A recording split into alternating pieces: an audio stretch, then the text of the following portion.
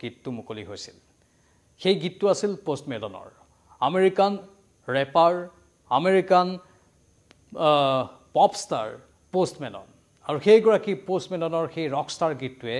ব্যাপক সমাদৰ লাভ কৰিছিল তাৰ পাছত তাৰ পূৰ্বেও বহুকেইটা গীত তেওঁ ৰচনা কৰিছিল যিবোৰ গীত যুৱ প্ৰজন্মৰ বহুতে ভাল পায় আৰু সেইগৰাকী পোষ্ট মেলন এগৰাকী জনপ্ৰিয় কণ্ঠশিল্পী জনপ্ৰিয় ৰেপাৰ সেইগৰাকী পোষ্ট মেলন গুৱাহাটীত আহি আছে অসম চৰকাৰৰ উদ্যোগত কাৰ্যসূচী গ্ৰহণ কৰা হৈছে 8 ডিচেম্বৰত গুৱাহাটীৰ খানাপাৰা খেলপথাৰত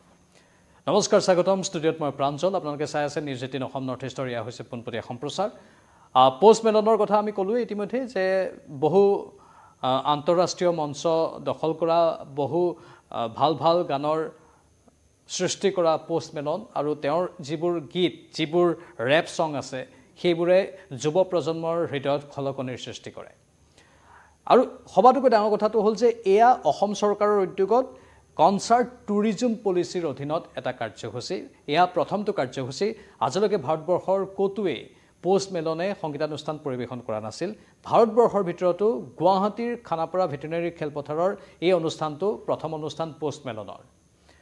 পোষ্ট মেলনৰ জনপ্ৰিয়তা আছে বিশ্বৰ বিভিন্ন প্ৰান্তত কনচাৰ্ট কৰিবলৈ যায় আৰু সেই কনচাৰ্টৰ বহু সমাদৰো থাকে বহু জনপ্ৰিয়তাও থাকে তেওঁৰ ইতিমধ্যে বহুকেইটা এলবাম যিকেইটা এলবামে বিশ্বজুৰি খ্যাতি লাভ কৰিছে এগৰাকী আন্তঃৰাষ্ট্ৰীয় খ্যাতিসম্পন্ন শিল্পী আৰু সমান্তৰালভাৱে তেওঁ হিপ হপ সংবোৰত হিপ হপ যিবোৰ গান তাত বিপ্লৱী সত্তাটো ফুটাই তুলিবলৈ সক্ষম হয় সমান্তৰালভাৱে বাণিজ্যিক গানবোৰো তেওঁৰ আছে সেইগৰাকী পোষ্ট মেলন আহি আছে 8 ডিচেম্বৰত আৰু একোটা টিকটৰ মূল্য হ'বগৈ 2500 টকা ন্যূনতম 2500 টকাৰ পৰা আপোনালোকে টিকটবোৰ ক্ৰয় কৰিব পাৰিব বুক মাই শ্ব' আৰু আন কেতবোৰ মাধ্যমত টিকটবোৰ উপলব্ধ এতিয়াও হৈ আছে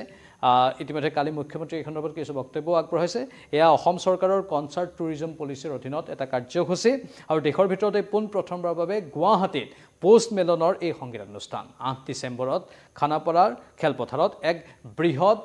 অন্যতম সংগীতানুষ্ঠান এয়া আৰু ই অসমক উত্তৰ পূৰ্বাঞ্চলৰ আন ৰাজ্যত যেনেধৰণে বিভিন্ন উৎসৱৰ আয়োজন কৰা হয় য'ত আন্তঃৰাষ্ট্ৰীয় খ্যাতিসম্পন্ন শিল্পীসকল আহে সেইবোৰৰ সৈতে ফেৰ মাৰিব পৰা এক অনুষ্ঠান বুলি উল্লেখ কৰা হৈছে বিশেষকৈ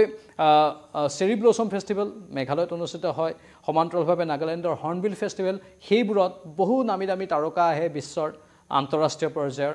তেওঁলোকৰ অনুষ্ঠান চাবলৈ দেশৰ বিভিন্ন প্ৰান্তৰ পৰা মানুহ ঢপলি আহে গুৱাহাটীৰ এই অনুষ্ঠান চাবলৈ উত্তৰ পূৰ্বাঞ্চলৰ বিভিন্ন প্ৰান্তৰ পৰা মানুহ ঢপলি আহিব বুলি আশা কৰা হৈছে আমাৰ হাতত যিটো ৰিপৰ্ট আছে সেই ৰিপৰ্ট অনুসৰি অসম চৰকাৰৰ উদ্যোগত গুৱাহাটীৰ খানাপাৰা খেলপথাৰত এটা জাকত জিলিকা অনুষ্ঠানৰ আয়োজন কৰা হৈছে অসম চৰকাৰৰ কনচাৰ্ট টুৰিজম পলিচিৰ অধীনত এয়া প্ৰথমটো অনুষ্ঠান বুলি অসমৰ মুখ্যমন্ত্ৰীগৰাকীয়ে কালি সদৰি কৰিছে যিয়ে ৰাজ্যিক ভিত্তিত এটা বিশেষ সুনাম আনিব বুলি তেওঁ আশা কৰিছে আৰু ৰাজ্যক প্ৰতিষ্ঠা কৰিব বিশ্ব মঞ্চত কেৱল ৰাজ্যিক ভিত্তিতে নহয় এই অসমক বিশ্ব মঞ্চত প্ৰতিষ্ঠা কৰাত এক গুৰুত্বপূৰ্ণ ভূমিকা ল'ব বুলি মুখ্যমন্ত্ৰীগৰাকী আশাবাদী কেৱল এক কনচাৰ্টেই নহয় এই অনুষ্ঠানে গুৱাহাটীক প্ৰতিষ্ঠা কৰিব যিকোনো গ্লোবেল মিউজিক কনচাৰ্টৰ ভেন্যুৰূপে পূৰ্বে অসম চৰকাৰে ঘোষণা কৰিছিল এই কনচাৰ্ট টুৰিজম পলিচিৰ কথা আৰু এতিয়া ইয়াক কাৰ্যকৰীকৰণৰ ইয়াৰ সময় ইয়াৰ মূল উদ্দেশ্য দেশী বিদেশী পৰ্যটকক আকৰ্ষণ কৰা সমান্তৰালকৈ অৰ্থনৈতিকভাৱেও এনে এক বিশ্বমানৰ অনুষ্ঠানে লাভান্বিত কৰিব ৰাজ্যবাসীক বুলি আশা কৰা হৈছে গুৱাহাটীয়ে লাভ কৰিব এক অনন্য মাত্ৰা ইতিমধ্যে আমি কৈছোঁ যে চুবুৰীয়া ৰাজ্য মেঘালয়ত যেনেধৰণে চেৰি ব্লছম ফেষ্টিভেল অনুষ্ঠিত হয় NH7 উইকেণ্ডাৰ অনুষ্ঠিত হয় নাগালেণ্ডত হৰ্ণবিল ফেষ্টিভেল অনুষ্ঠিত হয় ইফালে মণিপুৰৰ চাংগাই ফেষ্টিভেলৰ অনুষ্ঠানৰ কথা আমি শুনিছোঁ সেই ফেষ্টিভেলবোৰত বিশ্বপ্ৰসিদ্ধ মিউজিক ব্ৰেণ্ডসমূহক আমন্ত্ৰণ জনোৱা হয় তেওঁলোকে অংশ লয়হি তেনেধৰণেই অসমতো এয়া কনচাৰ্ট টুৰিজম পলিচিৰ অধীনত বিশ্বমানৰ ব্ৰেণ্ডসমূহক মিউজিক ব্ৰেণ্ডসমূহক আমন্ত্ৰণ জনোৱা হ'ব যাতে অসমত পৰ্যটনৰ প্ৰসাৰ ঘটে বা প্ৰচাৰ হয় উত্তৰ পূৰ্বাঞ্চলৰ সকলো ৰাজ্যৰ মানুহ বা ভাৰতবৰ্ষৰ আন প্ৰান্তৰ মানুহেও যাতে এই বিশ্বমানৰ কনচাৰ্টবোৰ চাবলৈ যাতে অসমলৈ ঢপলি আহে সেইটোৱে আশা কৰা হৈছে সমগ্ৰ বিশ্বতেই গ্লোবেল মিউজিক কনচাৰ্টৰ এক বিশেষ নাম হৈ পৰিছে এতিয়া উত্তৰ পূব ভাৰত এই আন যিবোৰ ফেষ্টিভেল আয়োজন কৰা হয় সেইবোৰৰ জৰিয়তে চুবুৰীয়া ৰাজ্যবোৰৰ এতিয়া গুৱাহাটীও ইয়াত সংলগ্ন হৈ যাব গুৱাহাটীৰ নামো ইয়াত অন্তৰ্ভুক্ত হৈ যাব এনেধৰণে যদি এই মানচিত্ৰৰ আওতালৈ আনি বিশ্ব দৰবাৰত প্ৰতিষ্ঠা কৰা হয় অসমক তেনেহ'লে এয়া এটা সৰ্ববৃহৎ অনুষ্ঠানলৈ পৰৱৰ্তী সময়ত পৰ্যবেক্ষিত হ'ব ই সঁচাকৈ এটা ভাল বতৰ আনিব বুলি আশাবাদী পৰৱৰ্তী সময়ত সেইবোৰ লক্ষণীয় হ'ব ই আমাক কিমান পৰ্যটক দিয়ে, কিমান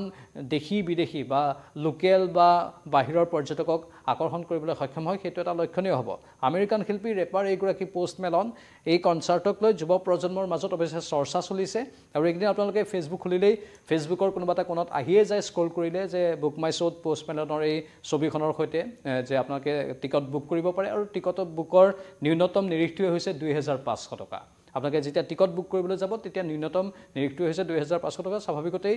সকলোৰে বাবে সেইটো সম্ভৱ নহয়, কিন্তু আমি লক্ষ্য ৰাখিম পৰৱৰ্তী সময়ত যিহেতু পোষ্ট মেলনৰ পাৰিতোষিক বা যি তেওঁ মাননি ল'ব সেই মাননিও বহুত হ'ব বুলি আমি গম পাওঁ। কিমান মাননি লয় এতিয়ালৈকে অৱশ্যে আমি স্পষ্ট ৰূপত গম পোৱা নাই, সেইটো অৱশ্যে পৰৱৰ্তী সময়ত সদৰি কৰা হ'ব। কিন্তু পোষ্ট মেলনৰ এই কাৰ্যসূচী চাবলৈ, এই সংগীতানুষ্ঠান উপভোগ কৰিবলৈ এটা বিশেষ যুৱচামৰ মাজত ঢৌ আমি দেখিবলৈ পাইছোঁ, লক্ষণীয় হ'ব। আৰু ই আগন্তুক দিনত অসমক কেনেধৰণে লাভান্বিত কৰে সেয়াও হ'ব গুৰুত্বপূৰ্ণ। আপোনালোকৰ মতামত কি কমেণ্ট বক্সত কমেণ্ট কৰি জনাব। কিন্তু আমি সমান্তৰালভাৱে পোষ্ট মেলনৰ এই কাৰ্যসূচী বা যি সংগীতানুষ্ঠানেই নহওক কিয় আমি আমাৰ মৰমৰ প্ৰিয় শিল্পী জুবিন গাৰ্গক সদায় সেৱা জনাই সেই অনুষ্ঠানবোৰ আৰম্ভ কৰাটো দৰকাৰ। এই পোষ্ট মেলনৰ কাৰ্যসূচীটো সেইটোৱে আমি দাবী কৰিম, জাষ্টিছ ফৰ জুবিন গাৰ্গ। ইয়াৰ লগে লগে এই পোনপটীয়া সম্প্ৰচাৰটোৰ পৰা বিদায় লৈছোঁ। নমস্কাৰ।